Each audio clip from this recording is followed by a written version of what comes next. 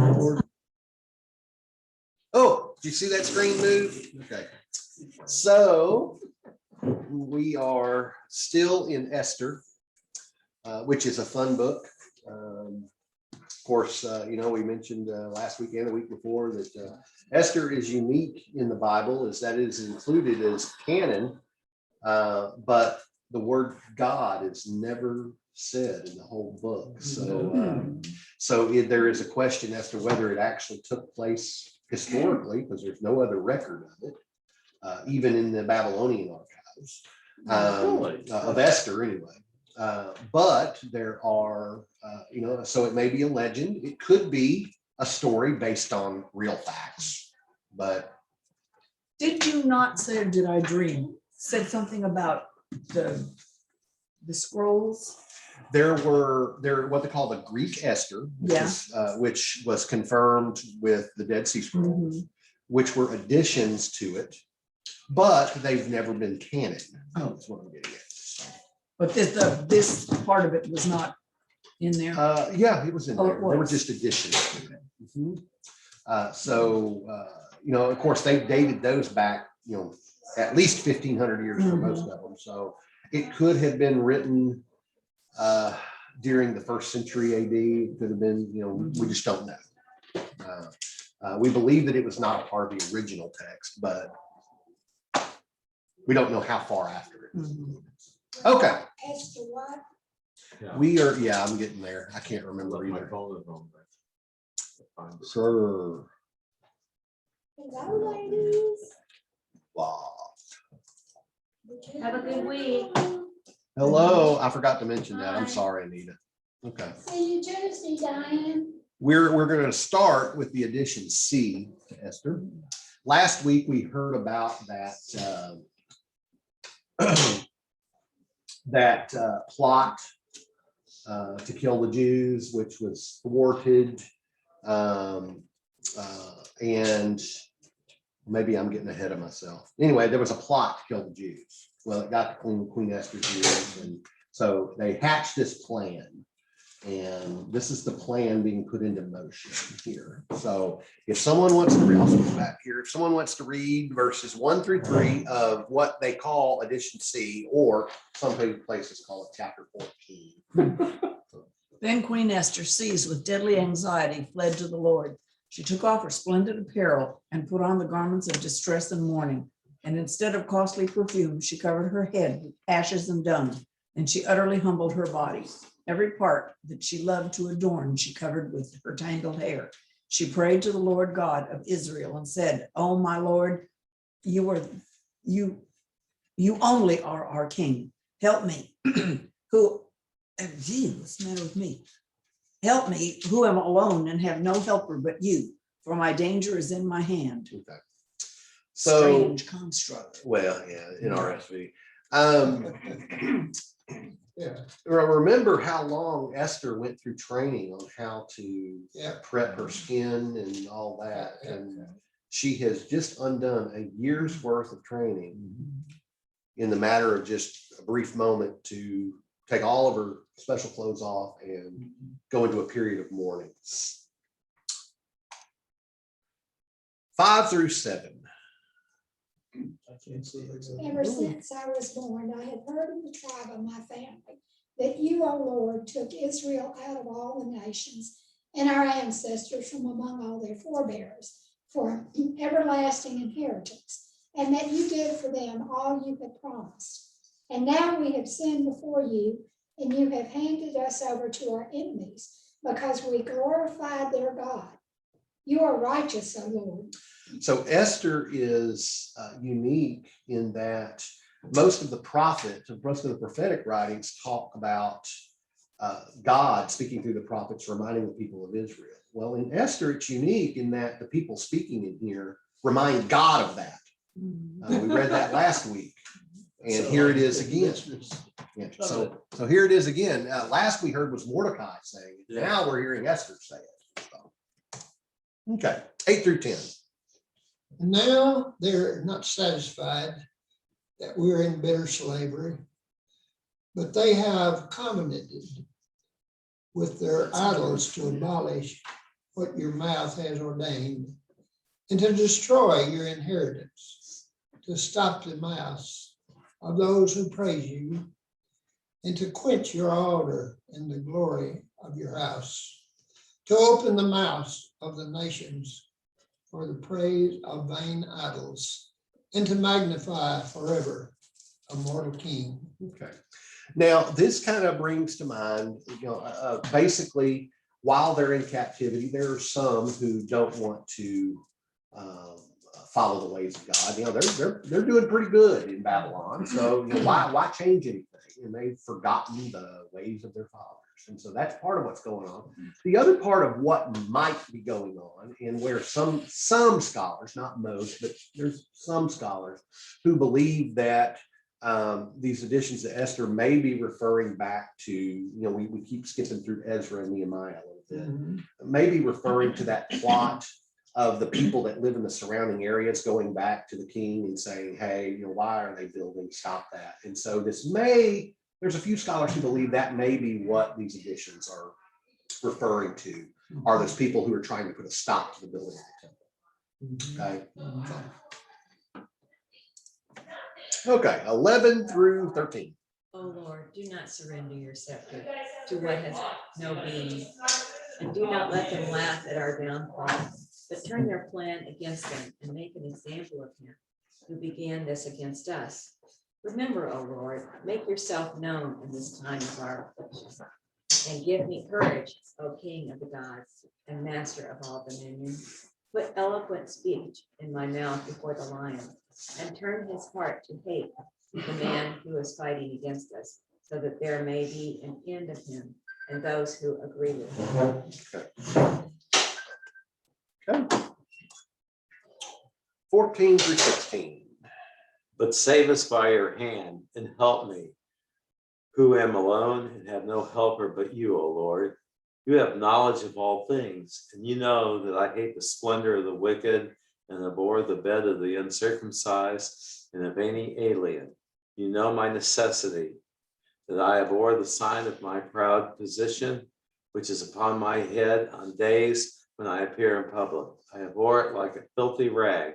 I do not wear it on the days when I'm at leisure. Okay, so we finally get an idea of why Esther assumed the role she did. It was for her people, not for her own glory, which is, I question it. I may have told y'all some of the story in seminary. I had a very, I won't say heated discussion, but argumentative discussion with some of my classmates about David and Bathsheba, and that even though it very much implies that David raped Bathsheba and killed Uriah, remember that Bathsheba was a Hittite, or she was married to a Hittite, so she was not even a Jew. And so she was the wife of a mercenary. And so being a woman of one thing, low stature, married to an alien in the capital city right next to the palace, that I questioned that even if the remote possibility existed that she could gain more favor and position by sleeping with King David, that may be a possibility. Oh man, I didn't hear the end of it. It was It's called heated fellowship. right. Heated fellowship. Now, and I said, look, I believe it was rape, but there still remains a remote possibility. Well, Esther's kind of in the same position. Is she hates being married to the king, but she does it not for herself, but for her people. So it was not for her own position or stature. It was for the people to survive. Is that how she But came in in? your story, the jury was against you, right? Yes. Well, I believed with the jury. I believed in what the jury is, but being the, part of what we call exegesis, Right. looking outside of the text itself, trying to find out what it means, there still remains a remote possibility that there was something else going on other than rape. So, that's the 11-1. the male dominance in me, I guess. So how did Esther get in this position? She She had married the king, but she was from a lowly. she's a Jew. She was taken captive or was born. She was either taken captive as a very, very young child or was born while in captivity. I Her see. parents died when she was very, very She was young. an orphan. Her uncle, is that right? No, her Yes. cousin, sorry, her cousin, Cousin. Mordecai, Mordecai. is the one who raised her. Yep. So it's very possible that her parents died during the ransacking of hers. So she's now married to the Babylonian king? Yeah. She's Okay. married to Xerxes. Make sure I or, understand what's. Ahasuerus or whatever you want to call him. Okay. 17 through 19, I'll read that here. And your servant has not eaten at Haman's table, and I have not honored the king's feast or drunk the wine of libations. Your servant has had no joy since the day that I was brought here until now, except in you, O Lord God of Abraham. O God, whose might is over all, hear the voice of the despairing and save us from the hands of evildoers and save me from my fear. So you notice the in quotation marks. So we finished what she's talking, what her prayer is. Mhm. Okay. So on to edition D, which is chapter 15 now. If you want to read that, 1 through 5. On the third day, when she ended her prayer, she took off the garments in which she had worshipped and arrayed herself in splendid attire. Then majestically adorned, after invoking the aid of the all-seeing God and Savior, she took 2 maids with her. On one she leaned gently for support, while the other followed carrying her train. She was radiant with perfect beauty, and she looked happy as if beloved, but her heart was frozen with fear. Okay. Boy, that's a transition. Now, Yeah. well, remember what she was asked to do. She was asked to enter the presence of the king. Mordecai asked her to do this, enter the presence of the king and beg for salvation from this unbreakable decree that went out. You know, this decree was made by Haman using the king's signet ring, Right. and that can't be broken. The king can't even break that. So also her fear is stoked in, you didn't appear before the king unless you were called, including the queen. So that's where her fear is. Interesting 3 days that she did that, not 7 like was Yeah. usually. Okay. 6 and 7. When she had gone through all the doors, she stood before the king. He was seated on his royal throne, clothed in the full array of his majesty, all covered with gold and precious stones. He was most terrifying. Does that sound terrifying to you? No. Okay. Lifting his face, flushed with splendor, he looked at her in fierce anger. The king faltered and turned pale and faint, and collapsed on the head of Maid who went in front of her. That poor Okay. maid. But think about this. She took 2 maids with her and one of them was supporting her. Mhm. This is planned. Oh, She planned to enter. She wanted to see how the king would react. And if he reacted with joy at seeing her, there was no need for the maids other than to accompany her. But if he acted in anger, she could faint in his presence. And the maid was there to catch her. So did she have acting lessons too? Probably. Probably, yeah. I mean, she had etiquette. That's You know, what I- definitely, I That's think I what mentioned it I last week. heard. What they call that back in the old English day, finishing school? Finishing. Yeah. Okay. Well, So now, did- she was married to him before all this. Right, she had seen him, Right. before, right? Or is this the first time? she Wait. met No, her she husband? had seen him before, yes. Okay. She was married to him before all this This, happened. yeah, this is a couple of years. A couple of years have gone by this point. It could be as long as 4 years, And she hadn't seen him in the meantime, or probably. he hadn't seen her. But she could only appear, as with anyone, she could only appear if she was Yeah. called for. well, Remember, he had a number of wives and a number of concubines. why was he so terrifying if all he was doing was sitting on his throne and dressed in splendor? Well, there may have been Was, people yeah. in there that see the queen come in and they know he didn't call for her. Oh, Oh, He's got a safe face. So now I've the wording here, keep in mind that I haven't done a whole lot of research when it comes to, background research on the apocryphal books or the deuterocanonical books or whatever. But lifting his face flushed with splendor. That word flushed. I don't know. What I get is that he's probably weighed down in so much stuff, or he's wearing so much that he's he's red in the face. probably right. He's probably Yeah. sweating. I can Yeah. tell you, some of those days when we wore robes and suits and everything else, it's hot underneath that thing, and I can just Yeah. No Let me just imagine. AC. So, but yeah, flush with splendor, and then, yeah, and then, but now he's in fierce anger, so it could be referring to that he's red in the face from anger. Okay. Oh, what did I do? We did that. Okay. We did that. Yeah. Okay, There we go.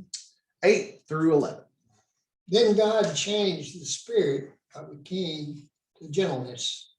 And in alarm, he sprang from his throne and took her in his arms until she came to herself. He comforted her with soothing words and said to her, "What is it, Esther? I am your husband. Take courage. You shall not die. Our law applies only to our subjects. Come near." Then he raised the golden scepter and touched her neck with it. He embraced her and said, "Speak to me." Boy, if that didn't change it too. Democrat. Really?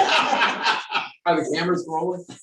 Be careful about that because it says God changed the spirit of the king. Okay. Right, he sees her faint and right, his anger turns to, Oh, you dear. know, remember Yeah. he chose her out of a group Uh-huh. of people. Yeah. So Yeah. we find out here that whether it's by God changing his mind, we know God has that power. He hardened the heart of Pharaoh and things like that. So, but maybe we see an actual act of husbandly love here, that he's concerned for her care. But it's interesting you say our law only applies to our subjects. Mhm. Boy, she goes back and Which, forth, doesn't she? well, That's to a class. me, That's a that caste means one system. thing. To me, one thing, you know, really jumps out there. She was not as informed as she should have been. She should have known the law. Well, she didn't know she Now- wasn't supposed to appear to before him unless she was. summoned. Well, that was her understanding, Uh-huh. at least according to Mordecai. That's what her understanding was. But she didn't do her homework enough, or she misinterpreted something or other. And so I say it starts to have to change her plan, because now she has planned all this out. Her and Mordecai have planned all this out. And all of a sudden she's got a change of heart in the king. And so now she's got to think on the fly. Okay? But they did say that if someone, you know, her understanding was if the king used the scepter, if he touched the person with the scepter, they wouldn't die. So he's done that. So that is held to the original text. In that law, they can go by. 13 through 16. She said to him, "I saw you, my Lord, like an angel of God, and my heart was shaken with fear at your glory. For you are wonderful, my Lord, and your countenance is full of grace." And while she was speaking, she fainted and fell. Then the king was agitated, and all his servants tried to comfort her. Oh, boy. I kind of like. Whoops. All his servants. Oh, yeah. You can get away with that, let me know. Oh, you say that, Karen's probably No gonna bread. kill me. We took some more things up to my new office, up to Brian. And of course, I think I told some of you, but I got within about 10 minutes of getting there and realized I didn't have the keys to the church. So I had to call somebody to bring keys to me. But, anyway, I mean, it wasn't too long, it took another 30 minutes or so. But some of what we brought were books. You know, I've got a lot of books, and one of them fell on the floor, and Karen picked it up and handed it to me, but then held on to it. It said, "A Woman's Place" was the title of it. A Woman's Place. And she said, "What is this?" I said, "You've got to read it first. It's not what you think." Said I'll make some pen and ink changes.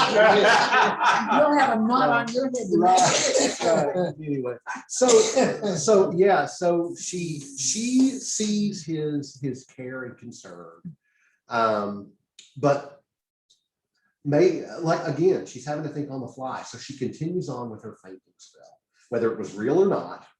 She continues on with that. He's agitated. That doesn't mean he was angry, because if he'd been angry, he would have said he was angry. He's agitated. He's probably freaking out. Somebody get the doc, something. Oh, okay. And the I thought servants he are was trying to come. Agitated is angry in my book. So I see the difference there. Okay. All of a sudden he got nervous. So now we're into your Bibles. Oh, thank Esther you. 5. Esther chapter 5. All right. Yeah, all that took place after Esther chapter 4, verse 13. So where would this one find that, what we read there? It's called the Greek Esther. Okay, not so it's in the not Bible. even what's that other book? Apocryphal. The Apocrypha, or I can never remember that. it's called apocryphal because it's not included in the canon. Yeah, But the Catholics will call it deuterocanonical, meaning Do what? second canon. Okay. They include it in theirs. okay. So what And we, because it's in their canon, but not in the Protestant canon, it's called deuterocanonical, which means second canon. yeah, right. Okay. Is this section in that? Or is it? This Esther 5. No, not is. Esther 5. What we but just we're- read is in there. Okay. Is it? Yes, it should be. I think in the Catholic Bible, it's called additions to Esther, though.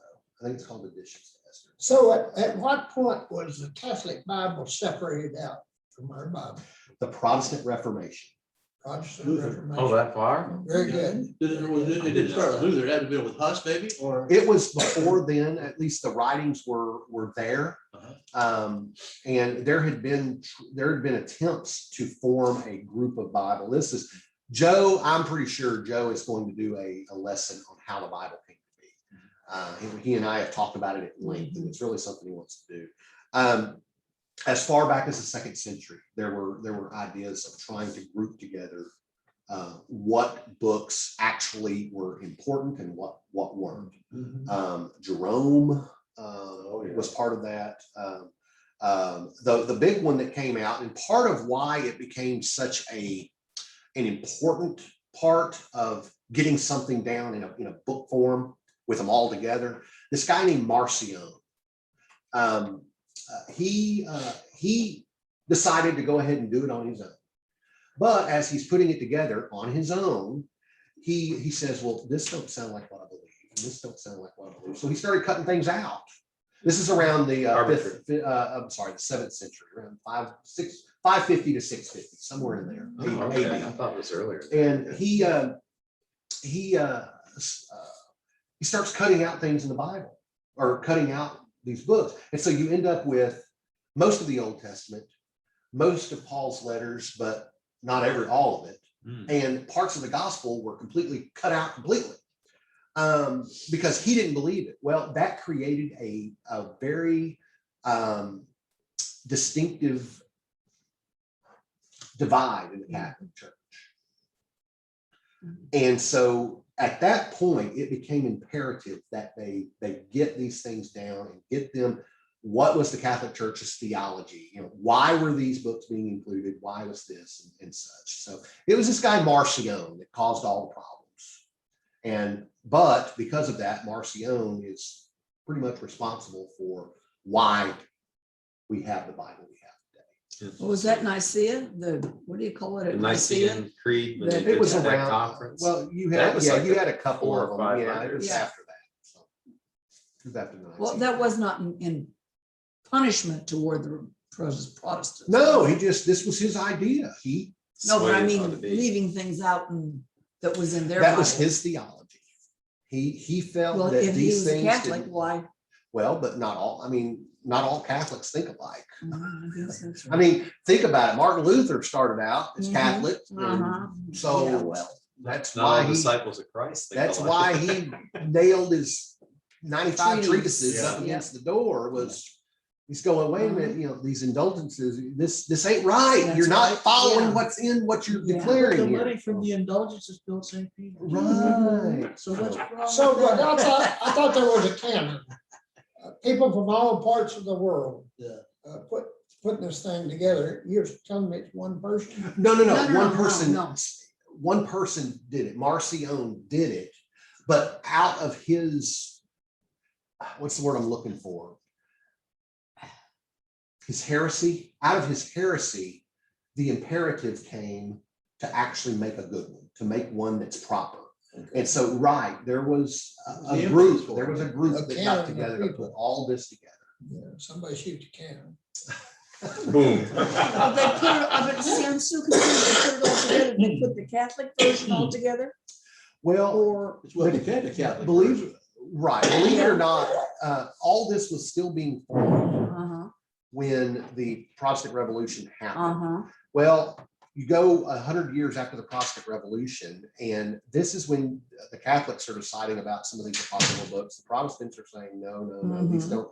And the reason the Protestants don't include a lot of these in their Bible is because they claim that it doesn't add anything to their faith. Mhm. They're Mhm. historical or they're legend.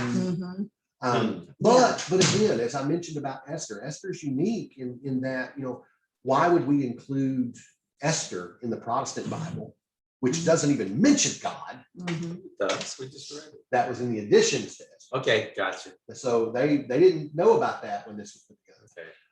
Okay. But yet we've got the Maccabees, which is pretty much, we know it to be true historically. Mhm. So why would they include that? So it does nothing to push the faith. Mhm. Historicity aside, nothing is done to preserve faith. Interesting thing about the book of Revelation almost didn't make it in the Bible. There was almost another book in its place, a book called the Apocalypse of Peter. Mhm. But the reason it wasn't included was because the Apocalypse of Peter, according to the people putting this together, thought it gave too much hope. So the canon was not about history.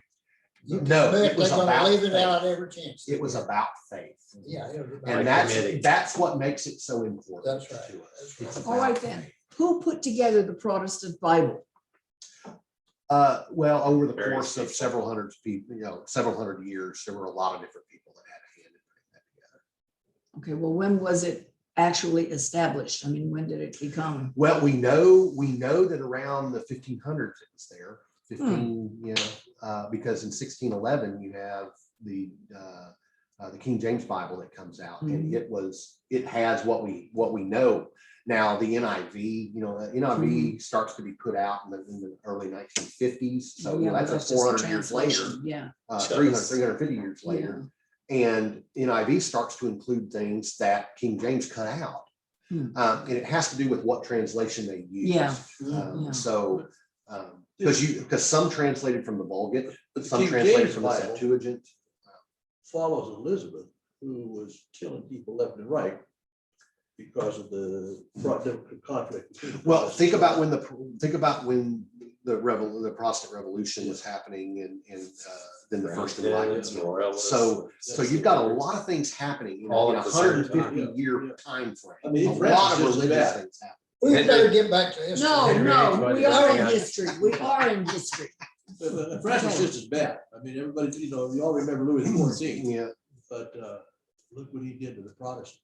I forgot my history. When was Martin Luther? 1300s, 1400s? 1400s. Okay. Mhm.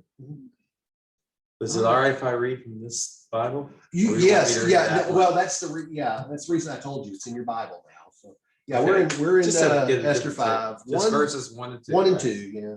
3 days later, Esther put on her royal robes and entered the inner court of the palace just across from the king's hall. The king was sitting on his royal throne facing the entrance. Okay, stop right there real quick. Does this ring a bell? This is what we just read in the Yeah. edition, except the edition had a whole lot more detail. Right. Okay. Yeah. Okay, so go on. When he saw Queen Esther standing there in the inner court, he welcomed her, holding out the gold scepter to her. So Esther approached and touched its tip. Okay, That's so we get different. a That's little bit different, that's different. It right, wasn't the yeah. king that touched her, she touched the Yeah. scepter. So Well, but this doesn't say anything about his getting all mad. there was no fainting involved No. or nothing. No. Okay, so yes, you see the differences and stuff. Yeah, yeah. Okay. They're cutting to the chase. But what I will tell you is that those additions that were found, they proved that they got their story from somewhere, that there was a common origin Mhm. somewhere. There was a story. There was a story. Now, whether it was legend or history, we don't know. Okay. 3 through 5. Is that me? Yeah, that's me. Then the king asked, "What is it, Queen Esther? What is your request? Even up to half the kingdom it will be given you." Where have we heard that? Yeah. Didn't Herod, Herod, John the Baptist. and all didn't, that, was it yeah. Herod? Oh, yeah. Herod asked Herod, yes, his daughter-in-law granddaughter or or stepdaughter or something like that. something? Stepdaughter, that's right. that's right. If it pleases the king, replied Esther, let the king together with Haman come today to a banquet I have prepared for him. Bring Haman at once, the king said, so that we may do what Esther asked. So the king and Haman went to the banquet Esther had prepared. So Esther, in part of this plan, throws a party and invites the king and Haman. Esther's banquet. Who's So- Haman? Haman is the second in command of the Yeah, he's kingdom. guy Okay, who okay. Made the order. VP? Well, higher than that. Yeah. He acts as the king at times. Okay. 6 through 8. And as they drank their wine at the banquet, the king said to Esther, "What is your petition? For it shall be granted to you. And what is your request? Even to half of the kingdom, it shall be done." Through 8. So Esther answered and said, "My petition and my request is, if I have found favor in the sight of the king, and if it please the king to grant my petition and do what I request, may the king and Haman come to the banquet, which I shall prepare for them. And tomorrow I will do as the king says." Okay, Well, he already said he was coming. right. It's another party. Oh, good. So Party they're, number they're 2. at the first party. Mhm. Okay, what's your petition? Come to my party tomorrow. Another party. Another party, get rolling Do poly. y'all see how the plan is starting to hatch out? The queen knows how they act when they're drunk. So she Ah, wants them that's good what it drunk. is. Yeah. Okay? Okay. So, yeah, we're gonna have another party. So you come to that and I'll tell you. I'm just not ready to do it right Yeah, right. now. Okay, so 9 through 11. Haman was a happy Oh, man. hang on. You want to read, Paul? No, go ahead. Okay. Haman was a happy man as he left the banquet. But when he saw Mordecai sitting at the palace gate, not standing up or trembling nervously before him, Haman became furious. However, he restrained himself and went on home. How far? Through 11. Then Haman gathered together his friends and Zeresh, his wife, and boasted to them about his great wealth and his many children. He bragged about the honors the king had given him and how he had been promoted over all the other nobles and officials. Okay, so Haman went out that day. He's happy and in high spirits. I wonder what that means. He's drunk.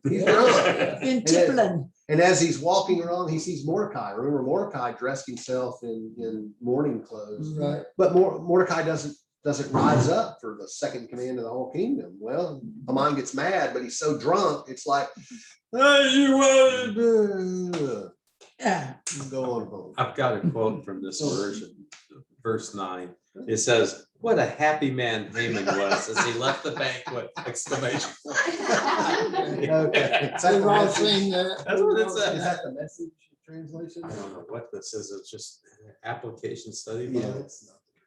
New Living, okay, New Living Translation. Okay. Sorry. And New Living Translation has some older and newer versions too.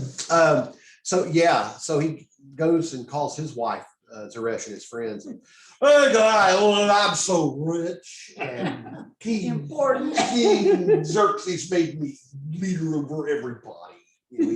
So You did that well. yeah, I know. I've got practice in the army. I was gonna ask, is that army or is that, is I that nuclear medicine? let's just say I drunk dialed my mother. Whoops. in the So army. are we ready? The thing is, all the things that had to go into place for that, we had payphones. You know, there were no cell phones then. So Yeah. I actually had to put the quarter in and dial the number. Yeah, yeah. Okay, 12 and 13. And that's not all. Haman added, I'm the only person Queen Esther invited to accompany the king to the banquet she gave. And she has invited me along with the king tomorrow. But all this gives me no satisfaction as long as I see that Jew, Mordecai, sitting at the king's gate. Okay. Me, I'm the only one Yeah, other than the king. that got invited. Now, is he talking about the second party or is there a third one? The second Either one. one. Either one, okay? At this point, it doesn't matter. So Esther They're all the 5, Esther 5, verse 14, and Esther 6, verse 1. His wife, Zeresh, and all his friends said to him, have a pole set up, reaching to a height of 50 cubits, and ask the king in the morning to have Mordecai impaled on it. Then go with the king to the banquet and enjoy yourself. This suggestion delighted Haman, and he had the pole set up. That night, the king could not sleep. So he ordered the book of Chronicles, the record of his reign, to be brought in and read to him. Okay, so we got a couple of things going on. So, in Haman's drunken stage, his wife and his friends, hey, Mordecai made you mad? Well, let's set up a pole and let's impale him on it. This pole is going to be 50 cubits high. How much is a cubit? Okay, about 18 inches. Yeah. So 75 feet high. Jeez. I have a More question than a here. Yeti right there. What you read, Pam, I'm going along here, it says, then go with the king to the dinner and be happy. This suggestion delighted Haman and everything else. And then the part, you said, what you read said a little bit more. Well, she read directly from the screen. Yeah, Yeah, so that said, look at the last part of the screen compared to what the. Oh, she went to chapter 6. Oh, okay, oh, She went okay. to the first Yeah. verse of That's a chapter good 6. reason why it ended, didn't it? Okay. Okay, so we saw Yeah, there it is. we saw how Haman reacted. Now we get to see how the king reacted to being drunk. He couldn't sleep. So he has the book of the Chronicles, the book of his reign. Man, these guys are so conceited. It's just graphic. And he has it read to him. Okay? What I did, I wanted. Right, read. right. Read what I Much did. less read. This is sort of like the podcast of that millennia, right? Maybe. Okay, 2 and 3. In those records, he discovered an account of how Mordecai had exposed the plot of Bigthana and Teresh, two of the eunuchs who guarded the door to the king's private quarters. They had plotted to assassinate the king. And what reward or recognition did we ever give Mordecai for this? The king asked. His attendants replied, nothing has been done. So y'all remember this. So he's having the annals read to him, and they get to the part where this guy Mordecai, 4 years before, saved the king's life by thwarting a plot to kill the king. We owe Mordecai. What was done for him? We owe him. Nothing, king. So 4 and 5. The king said, who is in the court? Now Haman had just entered the outer court of the palace to speak to the king about impaling Mordecai on the pole he had set up for him. His attendants answered, Haman is standing in the court. Well, bring him in, the king ordered. 6 through 8. So Haman came in and said to the king, and the king said to him, what is to be done for the man whom the king desires to honor? And Haman said to himself, whom would the king desire to honor more than me? Y'all see where this is going, right? Okay. How much better can they get than me? God can work so funny things. There's no humor in the Bible. Read Esther.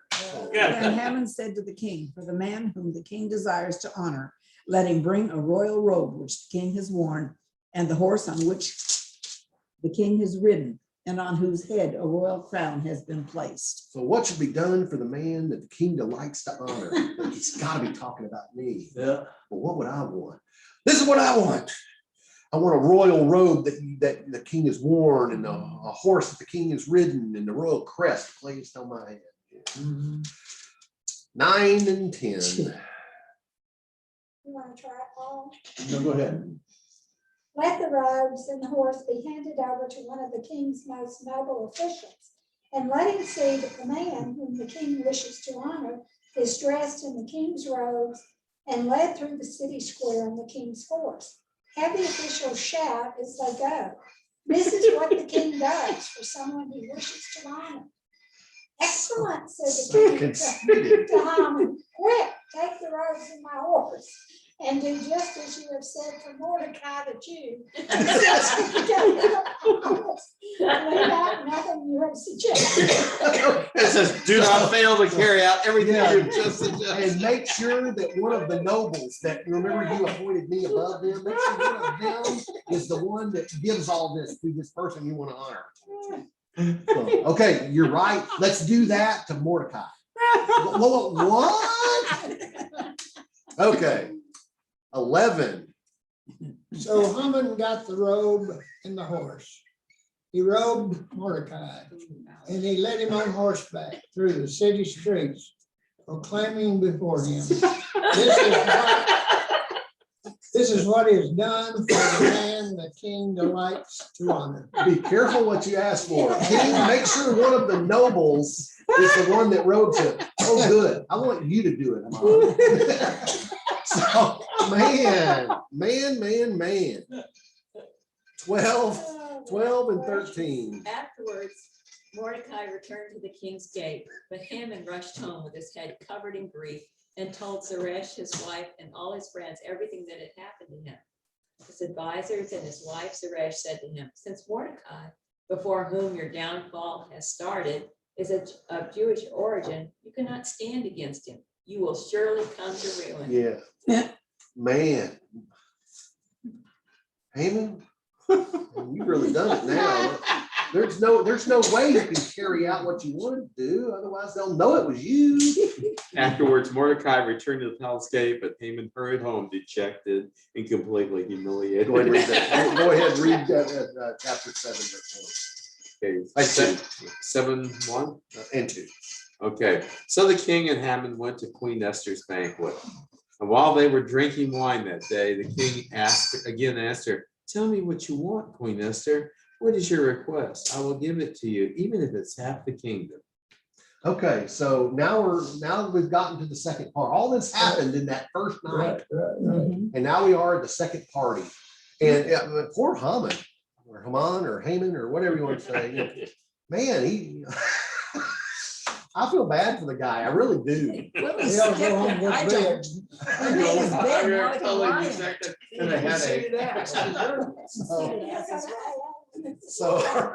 So verse 3 through 5, then Queen Esther answered, if I have found favor with you, your majesty, and if it pleases you, grant me my life. This is my petition, and spare my people. This is my request. For I and my people have been sold to be destroyed, killed, and annihilated. If we had merely been sold as male and female slaves, I would have kept quiet, because no such distress would justify disturbing the king. King Xerxes asked Queen Esther, who is he? Where is he, the man who has dared to do such a thing? Now remember, there's only 3 people in the room. Uh-huh. This is no Adam Schiff moment for The king, this. Esther, and So go ahead. 6. I mean, this is one of those books you want to get to the end. So, 6 through 7. And Esther said, a foe and an enemy is this wicked Haman. Then Haman became terrified before the king and the queen. About time he figured it out. And the king arose in his anger from drinking wine and went into the palace garden. But Haman stayed to beg for his life from Queen Esther, for he saw that harm had been determined against him by the king. Whoa, light bulb went So, off. right. So the king, it doesn't say anger, it's rage. Yeah. He's so mad, he gets up, leaves his drinking. You know it's bad when they have stopped drinking voluntarily.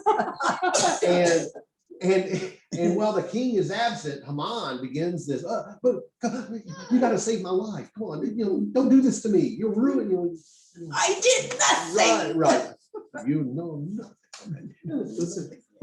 Okay, verse 8.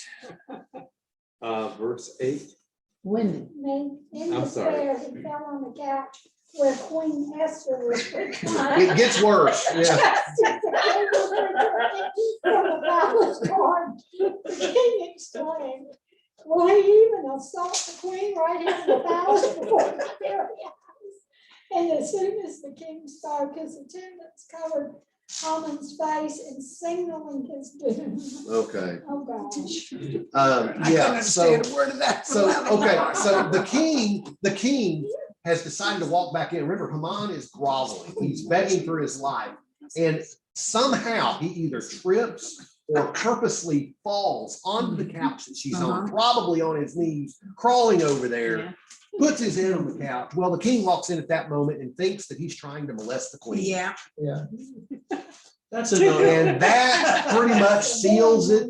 Yep. And as soon as the word left the king's mouth, I mean, he didn't even have to ask his attendants. They automatically covered Haman's face. They put the hood over his head. Yeah, yeah. Oh, no, this gets even. And right, it just keeps going. It's like a Stephen King horror book.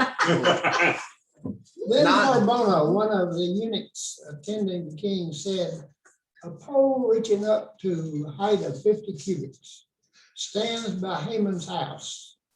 He had it set up for Mordecai, who spoke up to help the king. The king said, impale him on it. So they impaled Haman on the pole he had set up for Mordecai. Then the king's fury subsided. Wouldn't you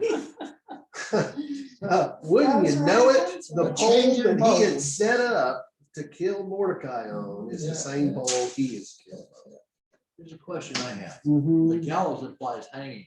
Yeah, They we use the talked word about this impale. last week. It has to do with just two translating Yeah. what it interpreted. Because impale means a little bit different. Yeah. Well, it's still dead. After And having. it- And it's still 75 feet in the air. Yeah, It's that's not not the wrong way. And Not it's still gonna not do- talking about pole dancing. Yeah. I won't tell you what impaling the way they used to do it. Okay, No, we're thank you. almost done, guys. So chapter 8, verses 1 and 2. My turn. or whose turn? That same day, King Xerxes gave Queen Esther the estate of Haman, the enemy of the Jews. And Mordecai came into the presence of the king, for Esther had told how he was related to her. The king took off his signet ring, which he had reclaimed from Haman, and presented it to Mordecai. And Esther appointed him over Haman's estate. So all the humor is over, all the reality has hit home. But in this, Mordecai and Esther have both been blessed because King Xerxes has reclaimed the signet ring that he gave Haman, remember, to be acting king. And he gives it to Mordecai. Esther has been given the land and the home of Haman, who remember was second in command. So now she has it and gives it to Mordecai. Mordecai has gone from just a palace servant to second in command of the kingdom. Just like being at the courthouse. 3 and 4. Now, once more, Esther came before the king, falling down at his feet and begging him with tears to stop Haman's evil plot against the Jews. Again, the king held out the gold scepter to Esther, so she rose and stood before him. So the problem still is there. The Jews have still been, Haman acting as king made this decree that the Jews were to be Right, killed and they were to be right. killed in the 12th month. Right. Well, that can't be broken. That's right. Esther, again, may not know these rules and is pleading for this to be overturned. Yeah. So 5 and 6, is it me? Yeah. Yeah. If it pleases the king, she said, and if he regards me with favor and thinks it is the right thing to do, and if he is pleased with me, let an order be written overruling the dispatches that Haman, son of Hammedatha, the Agagite, devised and wrote to destroy the Jews in all the king's provinces. For how can I bear to see disaster fall on my people? How can I bear to see the destruction of my family? Okay, 7 and 8. So King Xerxes said to Queen Esther and to Mordecai the Jew, behold, I have given the house of Haman to Esther, and to him they have hanged on the gallows because he had stretched out his hands against the Jews. Now you write to the Jews as you see fit in the king's name and seal it with the king's signet ring. For a decree which is written in the name of the king and sealed with the king's signet ring may not be revoked. Okay. Well, I thought that's what had happened before. Well, right. Now he's revoking it. No, he's not revoking it. He's telling Mordecai, you've got the ring now. Yeah. Write another decree that somehow changes this. We're overriding. You can't break That's what I that. meant, yeah. But is there something, a decree you can write that changes the effects Oh, of that? okay. You're Good overriding. lawyer.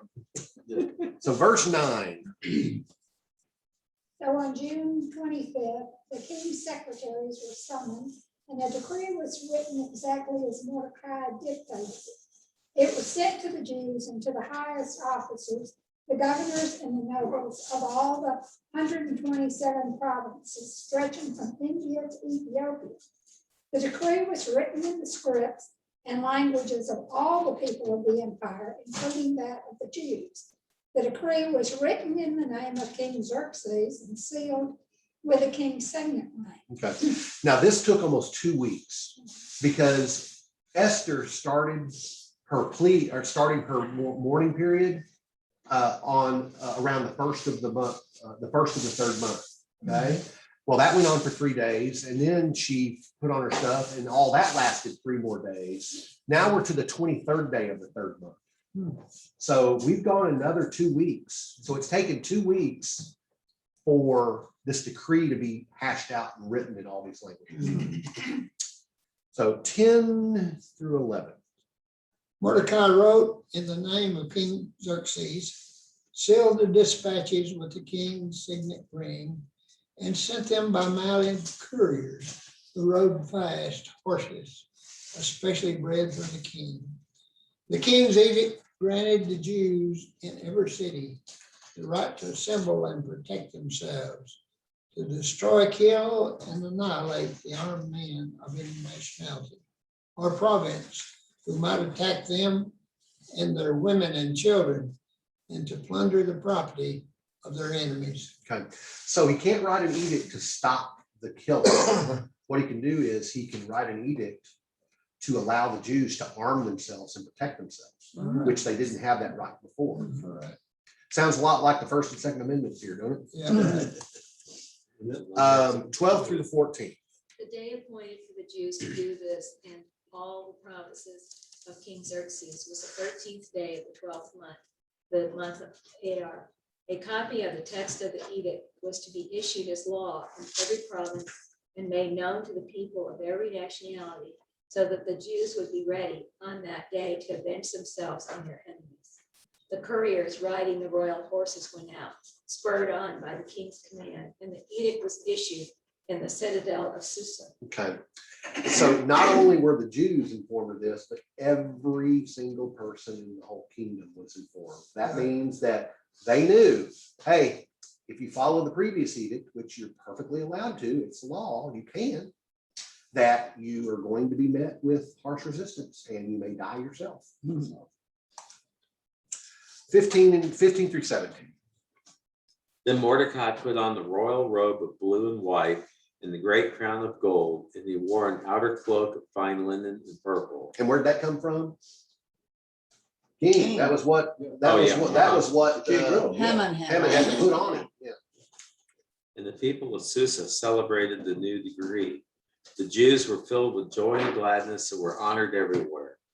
In every city and province, wherever the king's decree arrived, the Jews rejoiced and had a great celebration and declared a public festival and holiday.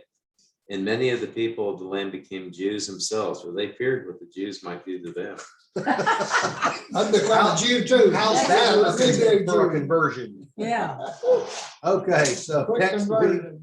next week, we celebrate the Feast of Purim. That's where the Feast of Purim in Jewish culture comes directly from the saving from the decree of Haman. The decree that was called the Pur, P-U-R. And so Purim is this feast of salvation. So, and Ezra finally arrives in Jerusalem. All this time he has been kind of running things from Babylon. Now he's finally going to arrive in Jerusalem and see where they're at. More than we're going to see another time jump. So we're going to go about 12 more years into the future. So, okay. When do you plan on the last Sunday school? The class? last Sunday school class will be on the not the 15th, the 8th. The 8th. The Okay. 8th. I'm assuming you're not going to have a class on the 15th. Yeah. Just because that's the last, my last Sunday, because I'm going to be getting out of here right after all that's over. So, There's a celebration or something. there, yeah, I don't know what's, but what I'm saying is I'm not planning anything for after Okay. church. So, I've got at least 6, maybe 8 lessons all ready to go after that. If y'all decide y'all want to do them, and just somebody, I'm not going to be here to run. Basically, it's just a a PowerPoint slideshow, just like what we're doing.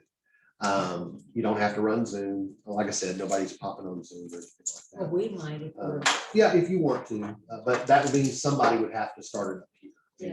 And I'll leave that in place, because that's on the church's Zoom thing. And that 6 or 8 weeks will take y'all all the way through the end of Malachi. Nehemiah is mixed in there. I will say that when we get into Ezra, towards the end of Ezra, over the next week, I don't think we get into it next week, maybe the week after, we're gonna have a whole list of names again, as they go down the register of all those who entered. After that, that should be it, okay, yeah, for all the names. I could have gone back into the Chronicles to go back into all that, and that would have been a whole week just of naming names, all week long. But I skipped all that, because that's just a repeat of things we've already done. Yeah, and we'll get into Nehemiah and Joel, and then Malachi. Joel is a weird one because nobody knows when he wrote. His things could have applied back there in Solomon just as much as they could have applied to the end of the Old Testament. It's in there somewhere. So this is Billy Now, are Joel. these that we're gonna do next week, are they still in Esther or? Esther goes to chapter 10, so we've still got a little bit of Esther. But is this covered in Esther or some other? The Feast of Purim is in Esther. Okay. Couple questions for y'all. One, does anybody have an appointment over at St. Luke's Hospital this week by any chance? Okay.